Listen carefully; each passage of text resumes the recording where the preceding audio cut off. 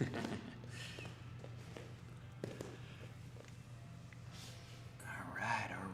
right.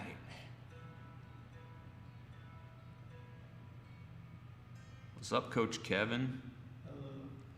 Hello. What do we got here? Let's make sure we do a sound check. I think we're good.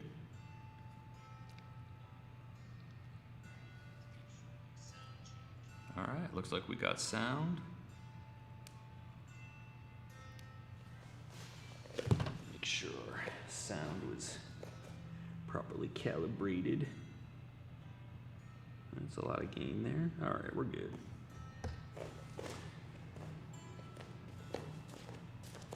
What's going on, Coach Kevin? Nothing. Playing your lyre there? No. Like the little cherubic angel that you are? Cherubic? Cherubic? Is that how you say it? Cherub, like a cherub? Yeah. Very cherub-like? Cherub-ish?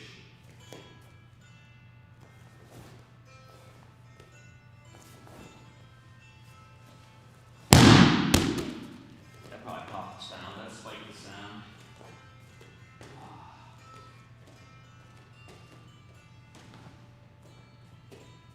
Free bird! Free bird! Kevin doesn't want to do free bird. I don't know why. Gotta fix this camera. Anybody with us today? Or did we lose all our viewers, our 2 viewers? Oh, there we go. What was the code word yesterday? What did we talk about yesterday? Is it Mark Ruffalo? It was not Mark Ruffalo. Code word for yesterday. What did we talk about? I don't know. Did we talk about? I think we jumped around a little bit. I think we finished our discussion about dualism. Dualism. Dua Lipa? No, I like her though. She's cool. I'm gonna make up the code word. It's gonna be Maybe dualism. dynamic. Dynamic. Maybe dualism. Dualism. Yeah. No, it starts with a D. Dualism. Why? Dualism's a cool concept that I like a lot, and I think it So applies. simplistic. So simplistic. That's It's only 2 things. It's all reductive to 2 things. I like everything is reduced to polyism. 2 things. Many things. Something either is or it is not, right? That's the way all I things mean, are. I guess if that's how you want to look at the world. That's fine. Yeah, I like mean, if it helps you. you're a human being, Am I? and as this, You're like, assuming facts, not therefore evidence. you're not an elephant. Lacks foundation. For everything you are an infinite number of other things, and I don't know if that's true. Why are you gonna deny my inner elephantineness? My inner pachydermicness. You're what? My inner pachydermicology. I like the term elephantinus though. Because it rhymes with something. All right, we're going with dynamic. Or we could go with grindy. I like grindy. Grindy. Grindy was yesterday's code word. We didn't give you a code word yesterday, so I'm giving it to you now.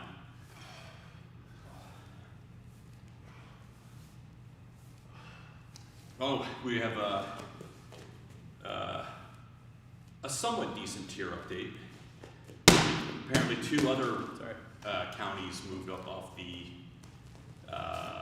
purple tier. Uh-huh. We are still in purple tier. Yes. Hopefully next week we will move into red tier. What are you doing? Fixing? You having a wardrobe malfunction there? Wedgie. Oh. All sorts of wedgies today. We don't really want to know about that. That'll be code word for today is wedgie. Wedgies. Wedgie's the code word for today. Grindy. What's the code word for yesterday? Grindy wedgie.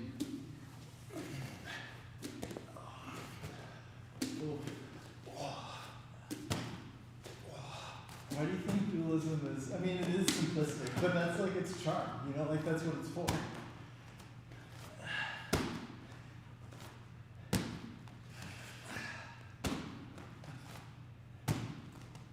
Like I feel like the pursuit of science, jujitsu, things in general, is the search for like maybe not simplistic answers, but straightforward ones that tend to describe things accurately, right? Like that was the beauty of E equals MC squared, was that like it was such a useful tool with so few variables in it, and it's true. It's amazing. That's crazy. I don't know enough about physics to opine body E equals mc squared. I don't think that simple should be a reason that a thing should be vilified or thrown away. I did not vilify nor throw away. Well, I just said it was simplistic. Yeah, that seemed to be your main criticism of it. So it gets a little boring after a while. After a while, what, like a lifetime? Well, it depends on what you're describing, right? Some things are. We're describing jiu-jitsu. Well, I mean that's a good example of something that I think. Look, I would love more than anything to be able to reduce everything down to two things, two variables, but it's just like jiu-jitsu to me is like a really dense book, right? It's something that is very difficult. It's so rich, right? It has so much meaning in it. There's so many different ways to look at it that, yes, you could, there's this famous book, I forget who wrote it, probably not just a book, but it was a kind of this idea in structuralism in literature, not just literature, but in art, culture, where, they said that all stories could be reduced down to like 7 plots. And there's basically so many heroes and that's fine, right? That was at the time, it was a revelation, back in the, I guess, probably turn of the century. It was okay, cool, yeah. Right? We can look at these things and say okay, we can provide the bones to them. Mm-hmm. But then after a certain point, it's like a one-trick pony, right? You look at every text and you say, oh, well, that's just one of those 7 texts. So that's one of the 7. That's awesome. So yeah, that's a good thing to say to start with. And it is different. What's interesting is that that's kind of a movement away from kind of a authorial intention, right? Where interpretation of a literary or any kind of text really was, what did the author mean? What was the author trying to communicate to us? And we need to, discern that thing, that interpretation, and that is the privileged interpretation of any given text. And structuralism was moved away from that. It was a move away from that. Wait, why are we talking about structuralism now? Oh, because the idea that you can reduce something that is so complicated and rich in meaning and import, that you reduce it down to its quote unquote essence, right? That is an interesting kind of at the time, over 100 years ago, that was an interesting kind of trick or insight. But that kind of once you do it, you're okay, well that's fine, but what's next? What else do you talk about? Because there's more to it than just let's reduce this down to one of the 7 texts or one of the 7 stories. What's nice is it gives you a base to start off with, a core idea to start off with, and then from there you can branch off into the details, right? When you're teaching jiu-jitsu, you don't start with wrist locks, right? You could. If you're hanging out with Steven Seagal, maybe you would. You could, right? But most, in my experience, the instructors that I worked with would start controlling the chest and the hips, and then work your way out to the smaller extremities, right? You start with a core concept that you can grasp onto. Sure. And lots of puns here. Yeah. So. Yes, that's true. Maybe 100 years, yeah, these are old ideas, right? Dualism has been around for as long as people have been talking about it. At least 500 years. More than that. More than that. It's it's ingrained in Chinese culture, and that is. It's every culture. But Chinese culture is one of the oldest cultures. It's what I would call it in that respect. It's kind of the lowest common denominator of all things. So you can. We all think of it that way. The material, the immaterial. Some people do think of it that way. To some, I think maybe it does seem simplistic, overly simplistic. But I think to other people, who aren't aware of it, Yes, no, that's fine. It's where your awareness is. And for sure. I'm not saying it's it's not a flawless representation, but it's the most basic starting point, I think, to approach the philosophical approach of jiu-jitsu, right? To be able to parse one thing into two things, right? When you're trying to break it down into ideas, like that's the starting point. You don't want your starting point to be a 7-point branch because that can be overwhelming. But you can start with like yes and no, right? That's I think extremely useful, and then break it up from there. But that's just I don't know. Fair enough. Yeah, I agree. I'm not saying that it's invalid. I'm saying that like once you recognize those things, right? You build out from them. It's not the end of anything. It's more like maybe like you're saying, the very beginning of kind of thinking about things. I think that's a fair statement. I think it's more of like a scope through which you can understand what's going on. But it's like a nice entry point. Yeah, it's not always extremely useful, but you know, like it reminds me of like what Bruce Lee would say of like, you know, in the beginning, maybe a punch is just a punch, and then it becomes so much more than that, and then after you master everything, and then a punch just becomes a punch again. So maybe it's both the start and the end of something in terms of analysis, right? Depending on how deep your experience and understanding is. What am I doing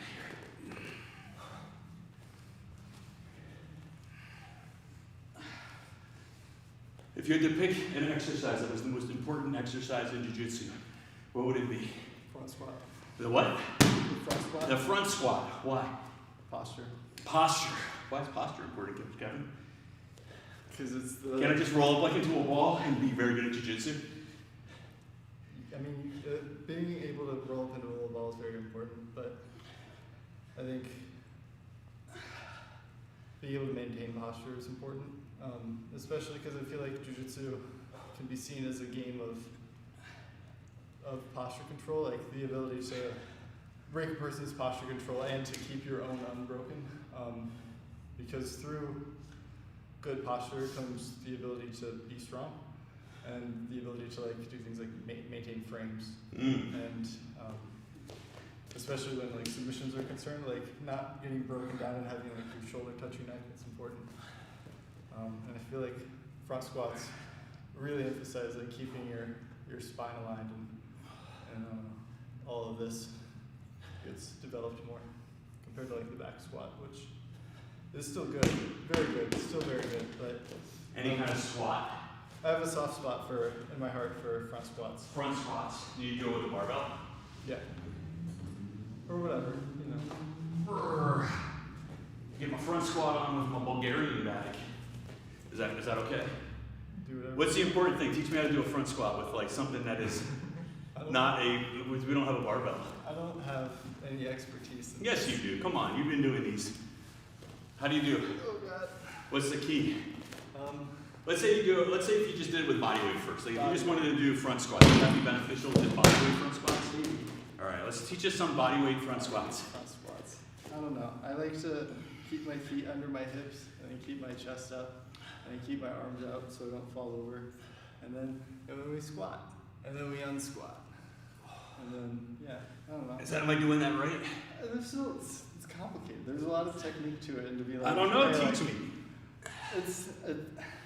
I'm not qualified to teach. I don't know enough about it. Well, how do you do it though? That's what I'm saying. Is like, how do you think of it? It would be one thing if like we were teaching you like some sort of innocuous skill, but like you could hurt yourself, and I don't want to be. Well, that's why I said maybe just do air squats, like without weights. That would be a good first start. Like, what would you tell? Like, if someone were like, they held a gun to your head and said, "Teach me how to do a front squat without any weight, Coach Kevin." All right. Okay. All right. Under duress. Squat. You just consult your local don't look down. Don't look at the floor. Keep your body straight. Keep your knees kind of over your feet as much as you can.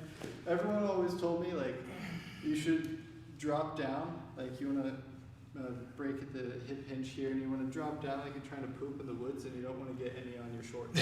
I like that. No poop on your shorts, guys, and keep your head up. Yeah. Don't look down. But not too up. Like neutral spine, and then as you come up, drive at the hips, and then. Do you explode up? Do you go down slow and then explode I up? feel like for weight you should, but for body weight I don't, unless I'm doing like a jump squat. Jump squat. Yeah, but I don't know. This is not I'm not. So you jump squat? Well, if you're gonna explode, like naturally. Go all the way through. Unless you're particularly weak. I mean. I'm weak. Well, then. I'm totally weak. If you're so weak that your explosivity can't get you off the floor. Explosivity? Yeah. Explosive. I like it. No, keep going. Okay. Pretty sure it's a word. I just like that word. No, it's probably not, but it's a word now. I'm pretty sure it's You a made word. it a word. You used it in a sentence, therefore, ergo, it is a word. Explosivity. That's totally a word. Whatever. I like it. Oh, you look down. Yeah. Head so up. Like, I don't do squats right, so I'm like not the person. Yeah, but I mean, you know what? Okay, That's a good point. You know, there's a lot of people who, you know, they have like that full range of motion, but a lot of people don't, right? And so, even coming down and just practicing that, like just in a way, like you're not going to hurt yourself, but you're not, you know, like no one does it perfect the first couple thousand million times, right? I mean, but like, yeah, I'm not saying like, I'm not worried that my advice will make you do it incorrectly. I'm worried that my advice will make someone do it injuriously. well, but if you just go slow and you take it easy and you don't like. People can mess up a lot of things. That's true. So, Well, we're disclaiming any liability. Check with your physician and you know, before you engage in any routine exercise. What else? Okay, front squat. That's good. front squat, deadlift. I should do some front squats with some weight. I like, you know, the problem that I have with front squats, I used to do them a lot, is that they're really, what did I, you know, they're hard on my wrists. Yes. You know, because it's like I also got elbow problems. elbows, right, because you're compensating, and especially because I used to do, back when I went through a couple, probably about a year and a half, not much more than that, of, Did you do CrossFit, bro? no, I actually did CrossFit for a little bit, but I didn't like CrossFit because I don't like competitive exercise. Why not? I just didn't do it for me. You just don't compete then. Yeah, but it's inherently a competitive thing. It's not. No one can Yeah. make you work hard unless you. No, but it's in its structure. So I saw this like cool little exercise where you can work on your flexibility, right? Like this, where you get that in there. I never did that really, which I wish I had. Because the thing is like when you don't have a good range of motion and you kind of like force yourself under weight to do things. At first you can get away with it for a while, but then you wind up hurting yourself because you don't have that range of motion to be completely safe. So it's like I would always like see my elbows are super low, and the bar is up high on my chin. Yeah. So it's like even though I can kind of get down into that, that's not my elbows are way too low. My wrists are bent. The issue in my shoulders are probably super inflexible.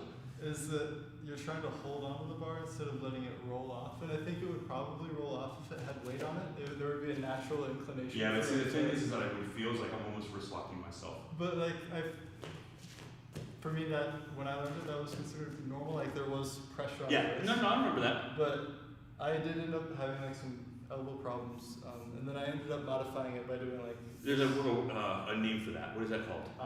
But. Like this? Yeah, so this way you keep your elbows up in a high position. Well, the whole idea is no matter what, you want your posture. elbows up because you want the bar to roll down your arm into your neck, Mm. right? If your elbows drop, you might be able to keep it up if your posture's good, but if your Look at the bar. starts to Look at break the bar. down, The bar is it'll like, roll down. and if you have weight, And that's if you're squatting, like that's not ideal. You know, if it starts to roll down a little, it's going to roll down a lot. well, it just makes it so it's like even more pressure on like my elbows drop, and then all of a sudden I start to pull forward. That's and then as I try to like no, posture up, if you try it and hurts. posture up, don't. Yeah, that's what I'm saying. Yeah, don't try and posture up because like that's where things start. That's where I've hurt my back. Yeah, yeah, because you're trying to like.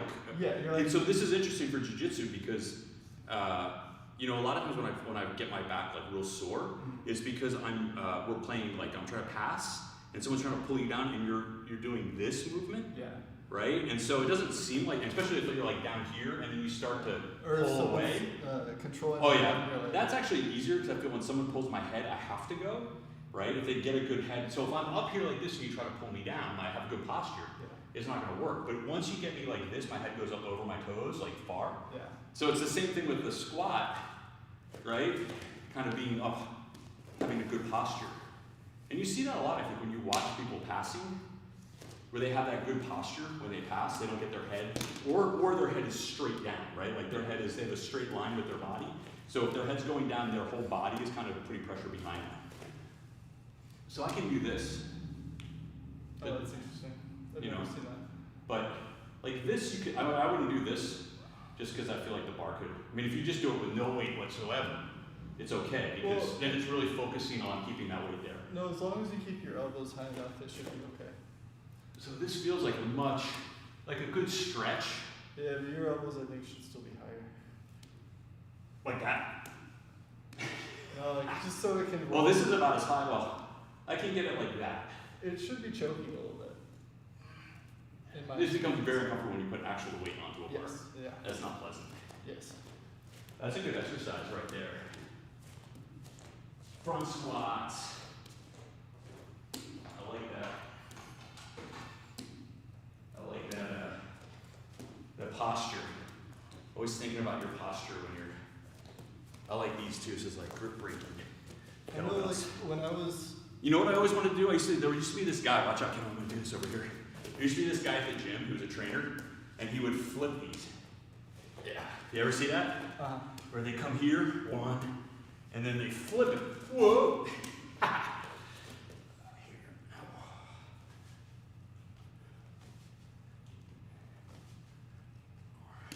Gonna say something. You should juggle medicine balls. No. I love these. I love like these kind of pulls. Right? Oh, also, Cleans. gi pull-ups are really good. Like my grips Yeah. are really, really good. If you like gi.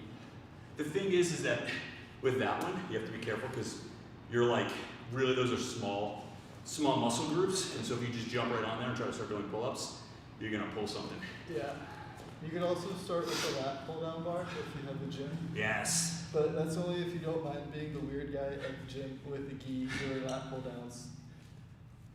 I was looking at this article about wrestling, and they were really saying that, a lot of core, hips, and they were talking about front squats too. They said front squats probably the best exercise you can do for wrestling in terms of building up your core and trunk strength. And I think if you've ever trained with, same thing with judo guys. You train with the judo players or a decent wrestler, that core strength is just amazing. It's hard to tilt them where they don't want to go. Mm-hmm.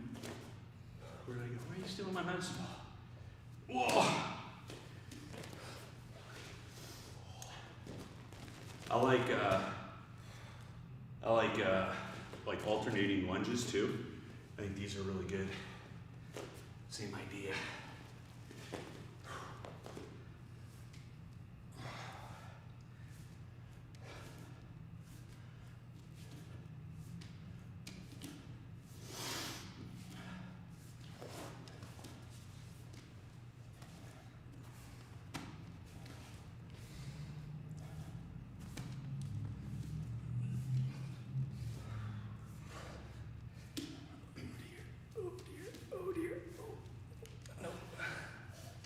What about push-ups? Don't you want to have curls for the girls? Those are two different things. I don't. Whatever, you know what I'm saying. You want that? What is that? That was terrible. Oh. That was definitely not an approved squat. My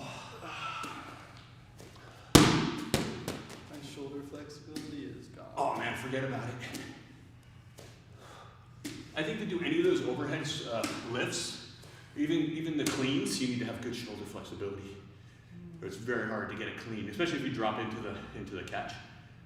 Right? When you have to drop into the catch, and it's fine when you're upright, you can but if you have to drop into the catch, you need to be flexible, like super flexible. I'm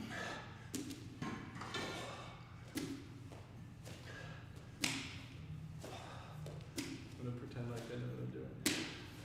Don't do it near me. You're gonna hurt me.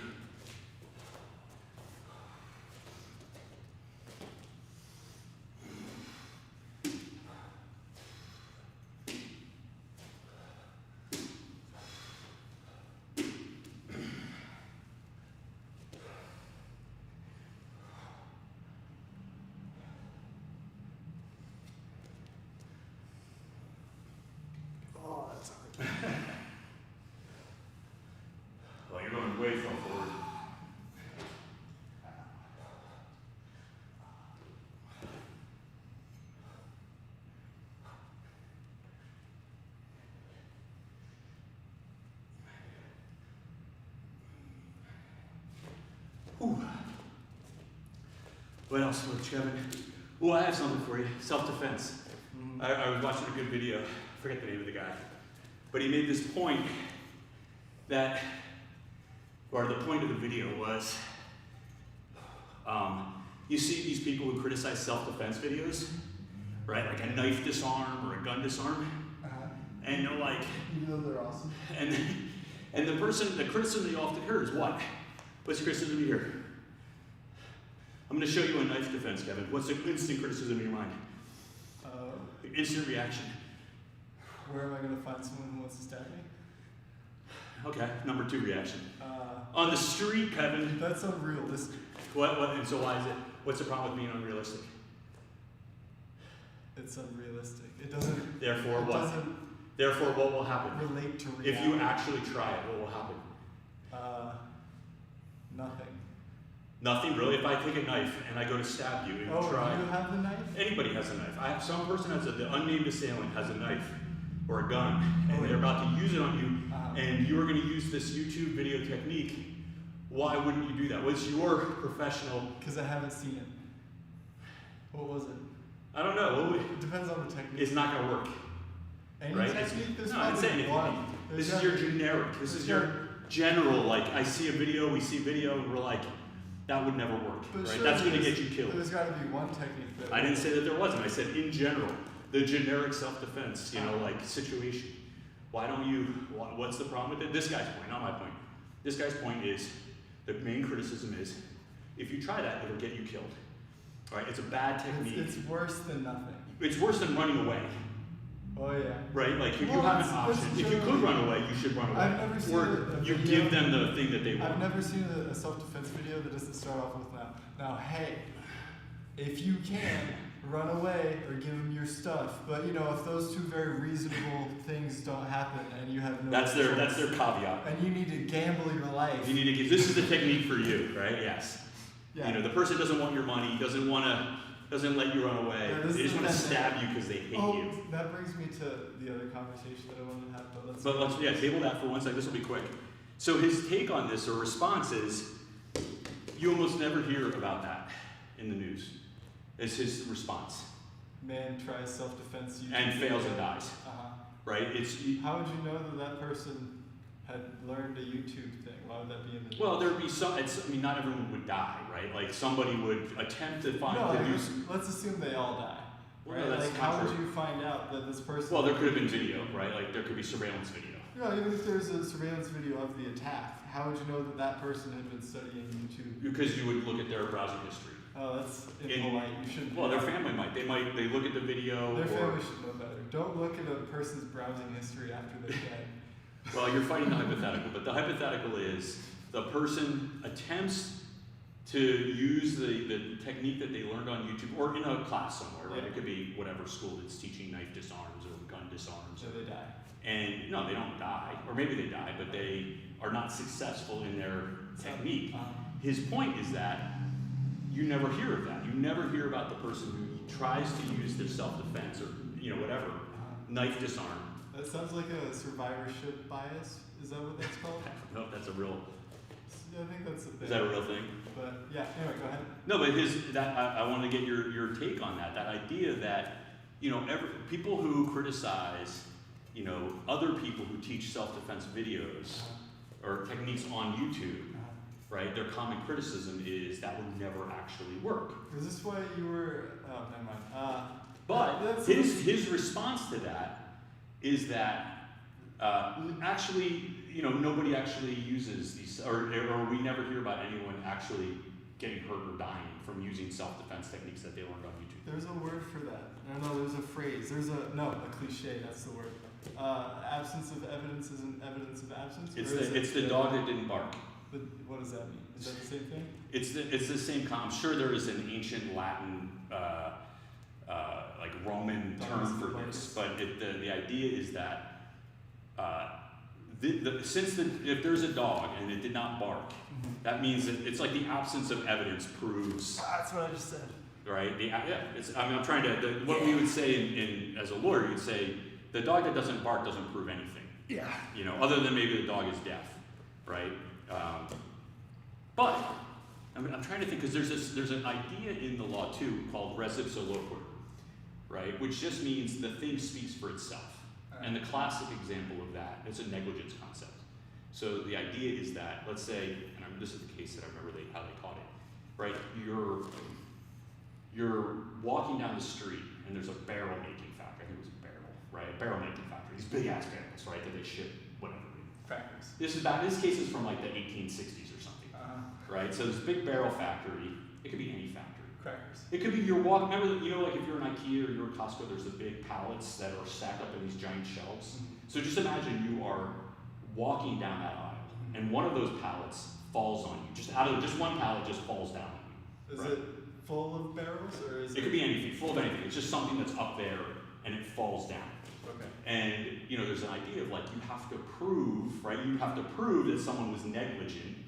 Right? Someone actually did something negligent for that to happen. But obviously something was negligent. Yes, because it wouldn't have happened unless somebody was negligent. And so that's kind of the opposite of what we're talking about in this respect. But there are instances where because something didn't happen, it could prove something. Right? The absence of something doesn't necessarily prove or disprove something. It depends on the situation. I don't think this is one of those cases, though. Well, I mean, that's his argument, right? His argument is if people were actually getting in trouble, right? If there were any good number of people getting in trouble. That's not a good argument. Okay, why not? Because they might be all dying. Like if everyone. Well, somebody would survive, right? Some people would survive. Maybe Sideshow Bob's YouTube tutorials are so bad that they're They killing all die. everybody. Like, They that's all definitely die. a possibility. Or maybe, here's my idea. Maybe the people who are actually getting into like knife fights or getting stuck with guns are probably not learning how to deal with the situation on YouTube. Right? So if I were in actual fear, like I actually thought that I was going to get shot or stabbed on any given day, my first reaction would not go to YouTube and like try to bone up on my self-defense knife disarms. That reminds me. My reaction would be, I'm gonna go get a gun and I'm gonna shoot anybody who comes at me. Right? Like that's the. But that kind of supports him in the sense that he's saying, hey, this stuff is harmless, right? Like, who cares? It's just, nobody who actually needs this stuff is actually using all it. of YouTube though, there's always something better to do than watch YouTube, right? There's always a better place. Especially if somebody is trying to kill you. But like in real life.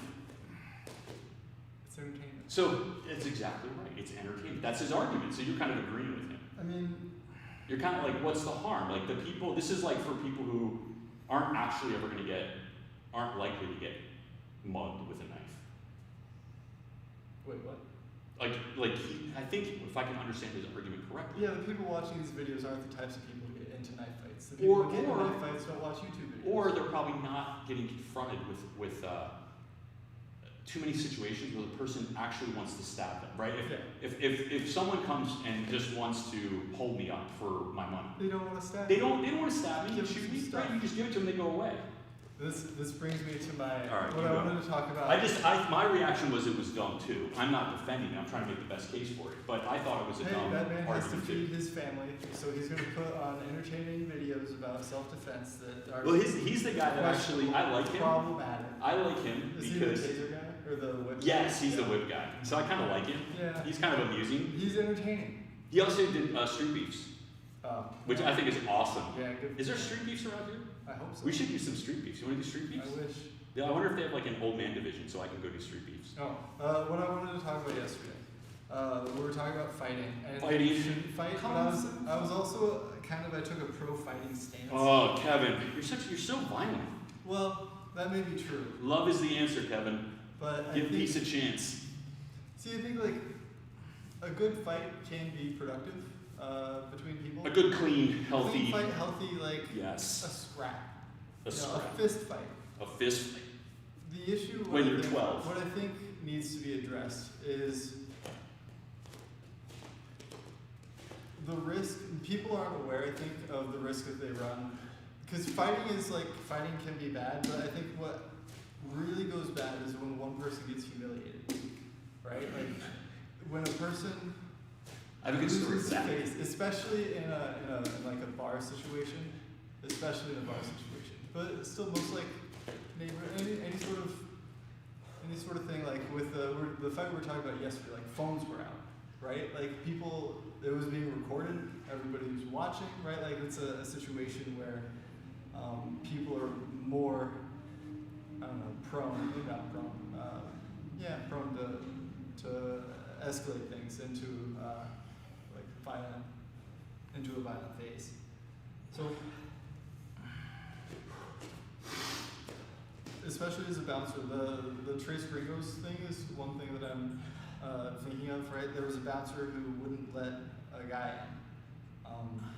And I guess like he made that guy upset to the point where the guy came back and stabbed him in the neck. Right? Most situations, I think, with fights that get really bad, or when someone comes back after the fight happens for revenge, is when someone gets publicly humiliated. So if you're gonna get into a fight, that's fine, I think, as long as it's safe. But don't shame, maybe not shame's not the word, but like you run a risk. If you take a person and you like make them feel guilty or shame or embarrassment in front of their friends or in front of their spouse or in front of their girlfriend, like that's not something that people forget easily, and especially when alcohol is involved, you should be careful. See, I would say, I'll argue the other side of it, is that, I mean, if you've been in any fights, you've lost fights, right? And like, there's no like, I mean, I don't know, maybe there's some people out there There's undefeated. losing fights, but then there's like... Well, here's my point, right? I would say that there are, if you lose a fight, you lose the fight, right? You're used to losing fight. Like if you're fighting, sometimes you win, sometimes you lose. Sometimes you lose, sometimes you win more than you lose, but whatever.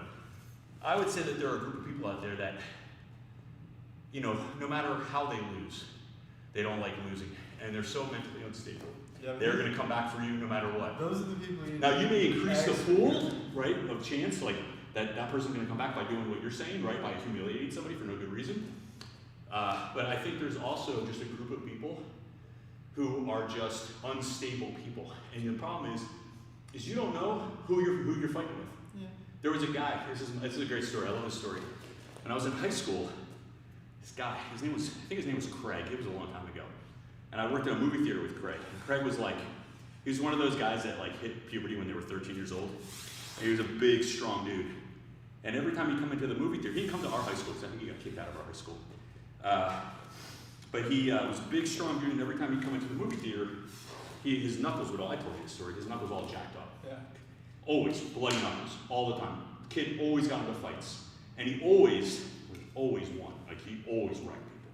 He was just that kid in you know, just built like a 40-year-old man. You know, a 30-year-old, very strong man when he was 16 years old.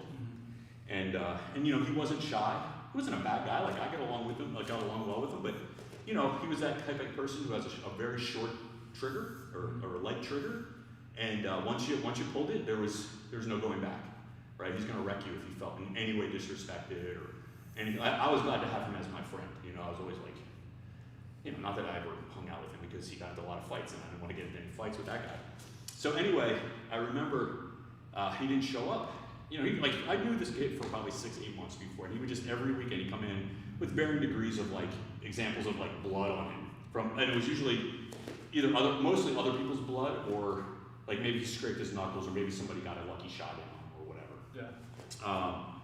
So anyway, one day he didn't show up, and they said that he wasn't coming back because we asked him, you know, where's Craig, whatever. And turns out that he had beaten up some kid who did not take it well. And the kid waited for him, right, with a hockey stick, and then snuck up behind him and jacked him in the back of the head as hard as he could with a hockey stick. And he's done. And put him in a coma, right? And he, you know, you never know, man. There's always that person who, like you're saying, right? If you jack him up, maybe you humiliate him, maybe you just beat him up real bad, maybe that kid is just like mentally unstable, whatever. But I feel like this is true outside of the fight scenario as well. Anywhere. In the office. Yeah, if you humiliate somebody needlessly, or you bully somebody, at some point you're gonna bully that kid or that person, and you don't know who you're bullying, right? Yeah. And the problem with that is that when you pound somebody super hard like that, and they don't think they can win a fair fight with you, or they know they can't, if they really want revenge, they're gonna sneak on you. Yep. They're gonna wait for your back to be turned because they don't feel like they can win a fair fight, and so you won't even see it coming. Yeah. If they're if they have a shred of intelligence about it. Yeah. So yeah, that's why I say peace. It's a different era. I don't know. I don't think it was that different. There have always been bitches in every generation. What do you mean? The person who's sneaking up on the other person? Yeah, I shouldn't say bitch. That seems gendered. What's a better word? Sneaks. No. I don't know. Cowards. It's kind of a cowardly attack. See, I would say it's not cowardly. I'd say it's smart. I'd say it's. There's a fine line. Look. That. So here's the thing, right? Like you're saying, there's you can have a fight and still you can have a fight. It can be physical. It can be intellectual, right? It can be verbal. Yeah. But there's ways to go about it that you don't humiliate the person. Yeah. But if you cross that line, then that person may not feel like they're trying to have a fair fight with you. Yeah. And so, the person that is sneaking up behind you to hurt you is not trying to fight you. That's just pure vengeance right there. That's just like they're trying to punish you for something that they felt you did to them that crossed over the line. Yeah. And everyone has a different line. Everyone has a different line. And you can't tell what that line is until the person cracks you in the back of the head with a hockey stick when you're not looking. Yeah. So, like I said, be nice to everybody, Coach Kevin. Everybody. Just be nice to people until they're not nice to you. I don't know, probably even after that, I would recommend. Because, the thing is, you rarely, right, so I don't think that you should be nice to people who bully you, right? I don't think you should be, I'm not saying, oh. Even sarcastically? Well, maybe, but, I'm not saying, just be nice to the bully, right? I'm saying be nice to the people who are not the bullies, right? Where you have a chance to bully somebody, you shouldn't do it.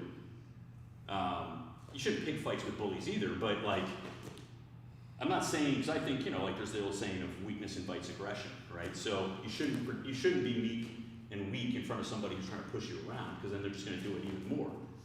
Yeah. So you should stand up for yourself. I'm not saying that's a level of nuance that I think most people who are dealing with bullies don't have yet. Maybe, but I guess my point is just I'm not saying you need to be a pacifist all the time, and not to the point of you don't stand up for yourself. Yeah. Right? It's important to stand up for yourself, for sure. I used to hang out with kids whose parents told them that you can't start a fight, but if they hit you, you damn well better finish it. That was always that, right? Rule. It's always that, And I always was really jealous of those kids, because I was a turn the other cheek kid, and that was a whole lot less fun. I don't, there's never a point. I guess again, there's nuance and subtlety to that, even that argument, right? Just because somebody picks a fight with you doesn't mean you should just put them in the hospital. Not hospital, but it is nice to have a little bit of authority, permission. As a kid, just a little bit. It's like my parents have my back. That's nice, right? Yeah. They assume the benefit of the doubt. They're just they're giving. You know what the problem with those kids are? They're all the bullies. That's the problem. The problem is those kids were given a license, and so they all turn into bullies. They're given a little bit of power, and then they go crazy with it. And not too crazy. And then they make stuff up about how they were provoked, and little Johnny looked at them funny, and then they were disrespected. It's just that personal vendetta, where the kid feels legitimately slighted, and I've met kids who legitimately felt like the other kid was the one picking on them, and didn't realize that they were the asshole. Right? They didn't. Well, because there needs to be some proportionality to the whole question, right? If somebody cuts in front of you, that doesn't mean you get to drop kick them. Yeah, right? but 6, 7, 5, Well, that's the problem. You're dealing with young kids.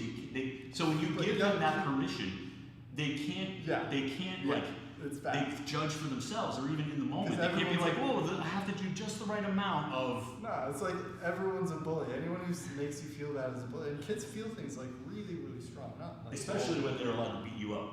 That's when I feel most strongly, is when I'm allowed to. When I have a get out of jail free card, that's when I feel most offended by the slightest perceived insult. And then you start getting clever because you know that. Then you provoke things. Then I say stuff to you just to get you to swing or get you to say something. I didn't have that permission. No, I mean, you're probably a better person for it. Nah, probably not. I don't think I've ever met anybody. I mean, like, look, the kids, people should stand up for themselves. I believe that, but like, this is like, I'm not sure is always the best kind of way to teach your kids. At least for me, right? And you guys do whatever you want, but for me, I'm not. You know, I have girls too, but I tell them to stand up for themselves, right? Like, girls get bullied too. It's just different than boys for the most part. I disagree with what bullying is. I feel like people have a gross misunderstanding of the process of bullying. And I don't know. I think I have to think more before I have an opinion. But I think bullying describes a spectrum of behavior. It can range from physical to emotional, mental. well, it's interesting though. But it's usually like a bunch of those things all put together. The bullying's weird because like you can be a bully and not know it. And like kids often are in that position and it's weird. Kids know when they're bullies. No. Not all of them. Some Maybe of them. not. I can't say all of them, but I think my personal experience is that the kids who bully, they know what they're doing. They know what they're doing. You think so? A lot of them, sure. Maybe they're just bad kids? No, I don't think there's bad kids. I'm not saying there's bad kids, So but then why would a kid bully? usually they learn it at home. Bad It's a learned parents. behavior. Bad parents. I mean, it might be an unfortunate situation, right? I mean, who knows? It could be a big, it could be a big brother, it could be a big sister, it could be, who knows? It could be a next door neighbor. Something's happening. That kid is probably feeling. I mean, look, I'm not a child psychologist, so I can't. This is totally speculation and like anecdotal experience. But in my experience, it's people who bully are fundamentally insecure about something, and they're trying to assert some sort of degree of order, violently and control violently over their peers. What do you mean by violent?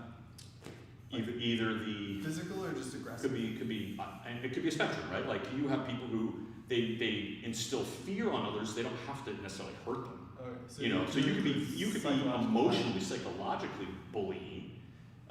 You could also be very, physically. It depends on the kid, right, or the person. It's not even a kid thing. It's a person thing. If a person, I've seen people who are not physically imposing at all, but they rule through their whatever their power is, right? Their job, their position, their whatever their status is. They rule through fear in that respect. Yeah. And other people, they don't have that. Maybe they're just super. They're just mature at a young age, right? I don't know. So they can just physically bully people.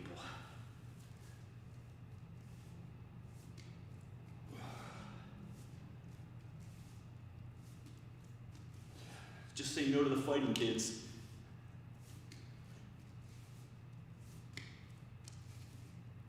But it's tough as a parent to kind of teach your kids, how to deal with that and how to walk that line. It's not easy. Would you rather have, if you had a kid, or actually, would you rather have them be the bully or be the bully kid? Bully-e. You'd rather have them be the bully. I think most people want that, right? Like if they had to make a choice, they'd rather have their kid be the bully. No, I disagree with that. No? But just you think you're different, or you think you're representative? I feel like, well, for me as a person, like if I was a parent, I would be more embarrassed and I would feel bad. I would feel worse if my child was a bully. You would feel worse. Why? Because that's embarrassing. Like if I had to choose, I would rather. So you'd rather have your kid be the bullied kid? No, well, yeah, but Oh, like, okay. I thought you said that you'd rather have him be the bully. Yeah, that's how I would. But most people, I feel like, would rather have their kid be nice, like in general. Like No, but I'm especially- asking you. Yeah, I'm And then, so you would rather have your kid be the bully. But me, Why? Me looking from my kid's perspective, in their best interest, I think it's psychologically better for the person to be the bully and then feel bad about it after than feel bad the whole time. Those kids never feel bad. Well, that's the thing. Like, there's room for change. You know, like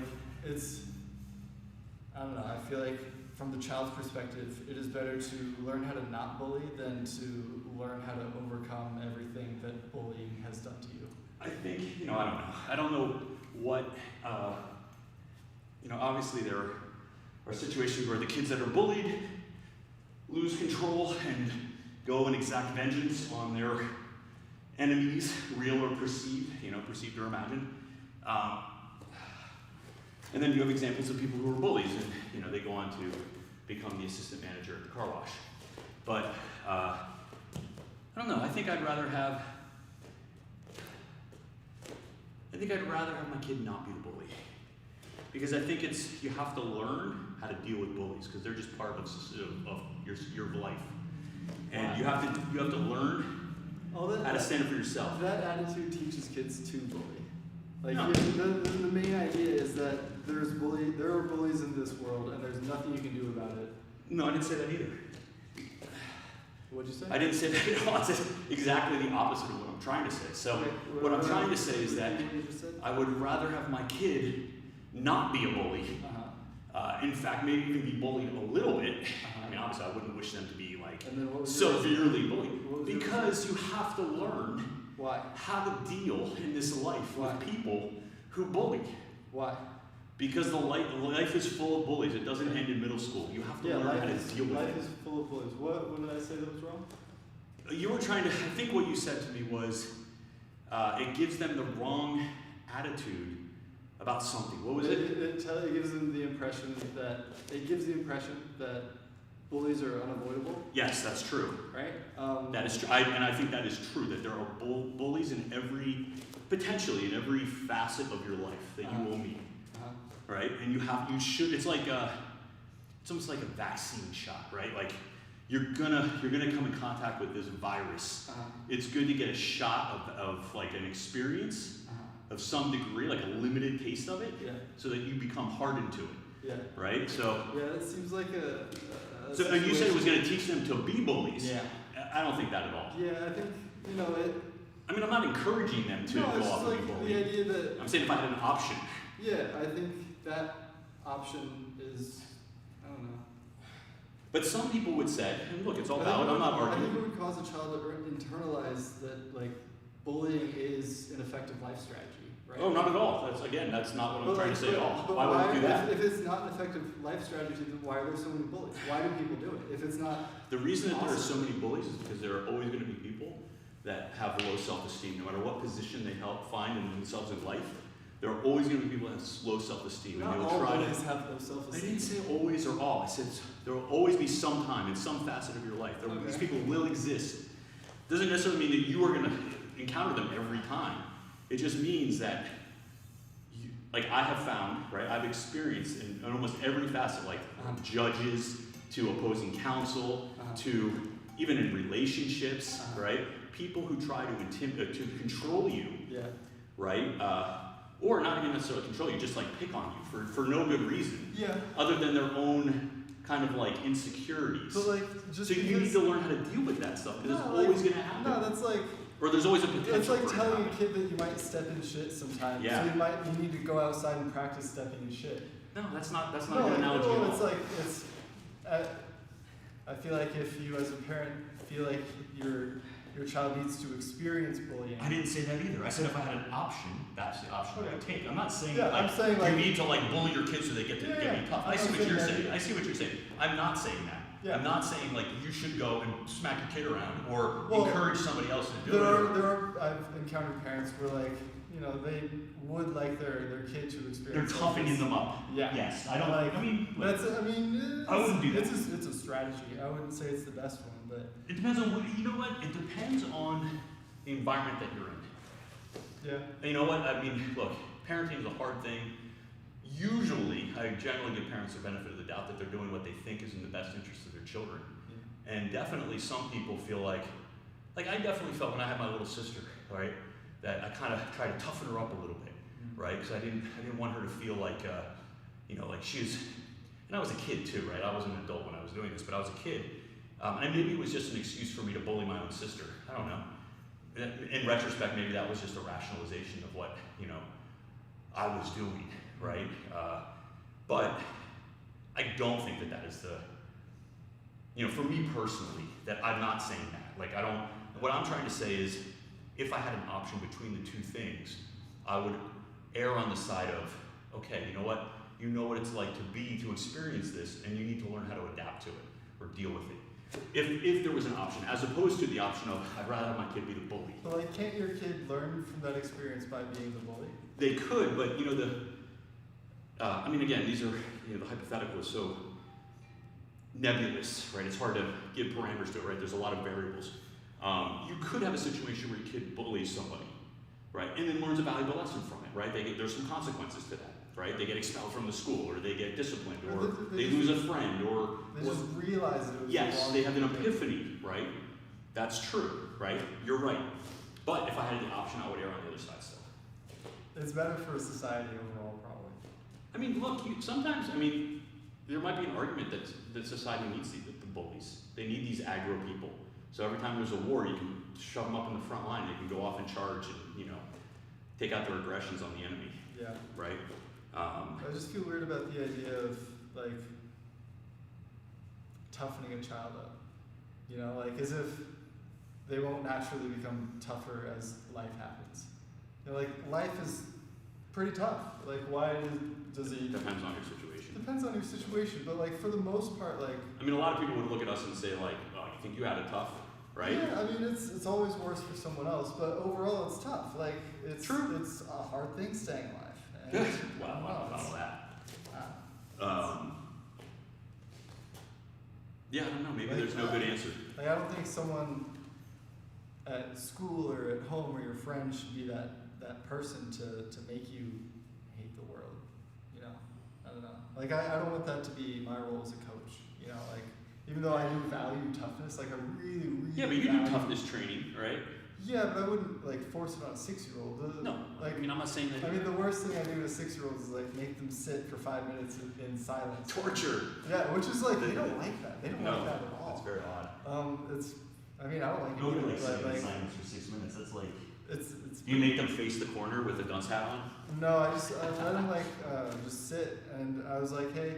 It would be better if you don't stare at the clock or me while you do it. They just make eye contact with you the whole time. Yeah, because I was sitting there and I was meditating a little and just trying to encourage him to normalize the behavior. Then I open my eyes and he's just looking at me. It's oh, okay. We don't like sitting in silence. This is something we can work on. It's kind of I think one of the things about jiu-jitsu, which is a benefit, is on this topic, is that, you lose, through jiu-jitsu, you lose the fear of, physical contact or, having that fight, right? Yeah. Having that little scuffle. You know what I mean? But I feel that happens just through the accidents of jiu-jitsu, right? You accidentally get kicked in the face. Yeah. You accidentally get hit. No, I don't even mean that. I mean just the idea that you're going to go with somebody else or 10 people in the course of a class, and you're going to wrestle with everybody every day that you're here. Yeah. Right? You lose that inhibition, that fear, right, of somebody grabbing you or somebody trying to manhandle you. Or even just getting hit in the face, because you do get hit in the face. You lose that kind of sting, right? The sting where you get popped in the face and you're gonna cry and you're shocked. Yeah. I always remember when I was a kid, there were many instances where I hit the guy really hard, right in the face. And the guy would be like this, right? And I'd be like, oh, so sorry, like that. And then they would because I was and I would get actually scared that I actually hurt them really badly. I was oh, I'm gonna get in big trouble now. Yeah. And the kid would that was the biggest, I did that 2 times and I never did it again. I actually stopped fighting because it was just a bad thing. But, you crack the kid in the face and they do that. They're checking their nose and their teeth and then they're so mad, they come up and they then it's on, right? Then they're mad. That's at that weird age where kids aren't quite out of that realm where they when they get hit, they start crying, right? Yeah. But then like they're getting to that like reactive stage where they start like doing stuff. They just get really mad. So it's like they go through that like I'm gonna cry. My face still on my face. My face still on my skull. Yeah, and that initial urge to like find your mother that children have. And then they realize there's like a group of kids watching. And they can't start crying. They're like, oh, I gotta turn this into something useful. And then bye. But I do think that it removes that kind of like physical inhibition, that kind of fear of contact. Mm-hmm. And I think if someone can't physically intimidate you, I mean, I've had several instances in my life as an adult where somebody professionally tried to physically intimidate me, and I didn't do anything. Yeah. I just did not react to them in the way that like they were expecting like a flinch, or they're expecting like a cower, or a like a fear. Yeah. And when you just like stand your ground and you just kind of look at them kind of nonplussed, like what, like really? Yeah. The sale, because it's kind of like it's like a dog, like not a dog, but like It's a chicken. it's like an animal, like a predator, right? If you run from the predator, right? The way they tell you when you see a mountain lion or a coyote or whatever, they say don't run. Why? If you run, it's going to see you as prey, and it's going to trigger the response that it's going to chase you and attack you. I think you're thinking of Tyrannosaurus Rex. No, that too. Definitely. Well, if you see a T-Rex, you're dead, but you're probably already dead. Just don't move. Well, no. This is the advice they give you for coyotes and T-Rexes. And T-Rexes too, maybe. But you have to stand your ground, Yeah. right? Because then they don't see you as prey. Oh, are you talking about like just intimidating? Not even intimidating. If you just stay fully front, right? That and yeah, if you start yelling and screaming at it, obviously it's going to scare it away. But don't run away from those animals. That doesn't work for wolves or tigers, though. What? No, because they'll encircle you. Well, I mean, a tiger is just going to get you when you're not looking. Yeah. It doesn't matter what you do with a tiger. It's freaking 850 pounds. It's going to kill you, right? It sees you as like the way we would look at a cat, right? We would just like pick it up and do whatever we want with it. Cat. Huh? Not even a cat. We don't even have claws, right? What? Like a little cat can mess you up. I had a little cat when I was a kid who attacked me and wrapped herself around my leg and scratched me and bit me. It was pretty painful. They can defend themselves. The little house cats, they're not defenseless. Anyway, my point is that when you're not physically cowed, it kind of takes the steam out of their sails. What? To cow someone? Like to make them cowardly? To cow them? I think that's probably the same root. I never thought of it, but probably cowardly to cow. Yeah. Interesting. I was cowed by. Yeah. Yeah. I don't know if it's also the cow as in like the animal cow, but maybe it's the same root. I don't know. I hope so. I don't think are cows cowardly. Is a cow? Inherently. Is it? I don't know if cows are cowardly. No, they are. It's in the name. Yeah, but are they actually cowardly? Yeah, they're cowardly. I don't know. I think they protect each other. Maybe. I don't know. Anyway, apropos of nothing. All I'm saying is the point of jiu-jitsu helps kids and people and adults in those situations, right? Because you're not gonna respond the way that like a bitch would. Why do you guys say like that? That's what we would say 10 years ago. Sorry, I haven't. The way that a coward would. A coward, God. Yeah, I guess. I don't know. Can we just? Yeah. In a way, I mean, I'm not saying like it's but there are many instances in life that you're going to go through where people try to physically intimidate you. Yeah, when you don't respond to them, or you respond to them in a way that they're not expecting, it kind of diffuses the situation. Yeah. Not always, right? If they pull a gun on you, you should definitely be cowed and give them your money. But. And I agree. Like it is nice. Like I'm sure you felt great in that situation, but. I felt amused, is what like I felt. I felt amused. Like you have like the upper hand, but if you had been taught that skill against your will. No, I'm not saying. I agree. I'm not saying it against your will. I'm not saying like, cracking your. It's funny. I did a couple of these when I was in the Attorney General's office. It's kind of the cool thing about the job. You do a little bit of everything through the appellate process. But we had these cases where they were like basically like child abuse cases. And most often these cases, right, when they don't reach the level of criminal child neglect or criminal child abuse, is the state, like the protective agency will come in. And often these are like foster kids or adopted kids, and the agency will take the kids away. So it's more of an idea of like a civil neglect, right? These kids are neglected, they're not supervised, or maybe you went a little bit overboard with the discipline. And you know, what I learned is in New York, that for good reason, the judges don't like to second guess parents' disciplinary decisions. And so, you know, in New York now, the law may have changed. This is not legal advice for you people in New York.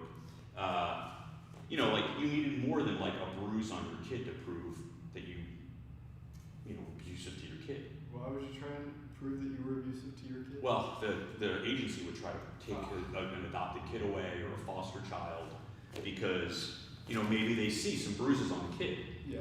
Right? And, you know, sometimes the parents would say, these are adopted or foster parents, or maybe sometimes even regular parents. You know, my kid was reaching for the stove and I smacked his hand, right? Because I didn't want him to burn himself. Yeah. Right? There no bones were broken, you know, whatever. It's just, yeah. You know, and you know, like the courts were not. They would just be like, okay, that's fine. Yeah. We're not going to take away kids because there's like a couple bruises on their arm or whatever. Like that takes like a broken bone or like some missing teeth. Yeah. But like the part of that people, I mean, I don't know, didn't sit well with me is like you got to wait for really real bad abuse before you take the kid, you know, before the kid's taken away, as opposed to like the signs. Yeah. You know, so that's good though. I mean, it's a balance, right? The courts aren't there to second guess, but it is troubling when, you know, the thing is that it all seems fine until some kid winds up slipping through those cracks and, you know, winds up really hurt or worse. But I think like. And then of course the agency gets in trouble, right? Like, why didn't the agency do more? But you should be cautious before breaking up a family. Like. Yes, absolutely, I agree. But, yeah, you know, it's a fine line. these are also, you know, I don't know. It's a tough. I don't know. There are people that do this work all the time. Like that's their whole, and it's a righteous job. You know, representing kids. But it's a tough job because there is a lot of instances of even, you know, borderline abuse or borderline kind of discipline. Not necessarily abuse, but you know, like you go home with that. You take that home with you, and you never know like what's going to happen to that kid, right? If they stay in the home, you're always worried. And this isn't just one kid, right? I mean, I guess at some point you probably get a little bit used to it, maybe. I don't know if I could, but I'm sure people, it's like a doctor, right? They see people die all the time. If you're a surgeon, like you can't get wrapped up in it. But I'm sure they have very specific jokes that only they laugh at. I don't know. They don't really seem to have a lot of humor, though. My friends who do that work, they don't joke about it. At least in front of me. Maybe because they know I would be. Yeah. I mean, I wouldn't be whatever. You need to have that It's probably humor. it's probably like parent jokes, right? Like, I'm sure parents have jokes amongst each other that you wouldn't say amongst I don't know about non-parents. that. You might get CPS called on you if you make too many jokes about abusing your kids. No, not abusive jokes, just like parent jokes. You know, like it's an inside club joke thing. Yeah, not really. No. I don't think so. I don't know. At least I'm not part of that club. What? You're a parent. I am, but I'm not part of the club where you get to joke about these things. You don't have dad jokes? That's not a thing? Not really. That's too bad. Not like that. I mean, we don't joke about kicking our kids or anything. Yeah, I'm not. At least I haven't heard those jokes. I mean, really? Those are the funniest types of jokes. I guess, but I'm not part of that club. Wait. apparently. Are you going to tell inappropriate what you think are dad jokes? Well, we could introduce the crowd to dead baby jokes. Have you heard those? Yeah, but I don't think any parent actually makes them. Parent? What do you mean? I mean, I know the dead baby jokes because Yeah. that was something when I was like in 5th grade that I thought was funny, but It was funny. as a parent, you don't think Is that's it funny. I don't weird? think those fun. They're Is it funny. weird as a They're just parent? dumb. I've never. Well, all jokes are not all jokes, but yeah, that's like it's supposed to They be. kind of. It's like 7th grade humor. Yeah, well, Yeah. I'm not in 7th grade anymore. Oh, that's too bad. Yeah, no, I mean, if there are parent jokes, I'm sure there are parent jokes, but they're probably about, you know, not being able to sleep at night and, you know, Yeah, crazy yeah. stuff your kids do. Yeah, I'm not saying they're not super lame. It's just like. I mean, the parent jokes are super lame too. Yeah, But I'm not like, you have an inner circle of people who all like not really, laugh at jokes about only getting 2 hours of sleep at night or something. not really. Yeah, I mean, I don't like to sit around and make jokes about these sorts of things. that's too The bad. general seems like a You're a waste very of time. serious person. I'm a very serious person. All about efficiency in business. Exactly. I Get the job done. All That's right. fascinating. I don't know what you've been doing. Stretching. All right, guys. Happy Tuesday. What's the code word? Did we have a code word for today? Mark Ruffalo. Wasn't it Dynamax or something? No, that was it. Dynamic was yesterday. What was today's? I already forgot it. Huh. Was it front squat? Maybe. Is it kettlebell? No, it wasn't kettlebell. You guys remember? I thought I gave one. Let's see. It's not. When you stop saying that, you're gonna confuse people. Wedgie. Thank you. Wedgie. Thank you, Connie. Love you. When are you coming back, Connie? Are you coming back to the Bay Area? What's going on? March. Oh, did you already get it? She already told you? What? I'm not on the feed? You were invited. You Oh, I don't probably- contribute to What? the thing. Oh, she left. Okay. I get too many. You know what I don't like? I don't like it when my phone buzzes all day. I hate that. I hate any of the notifications on a phone. You're so popular. How do you? No, it's just because everyone's spamming me with crap. Spamming you. Oh,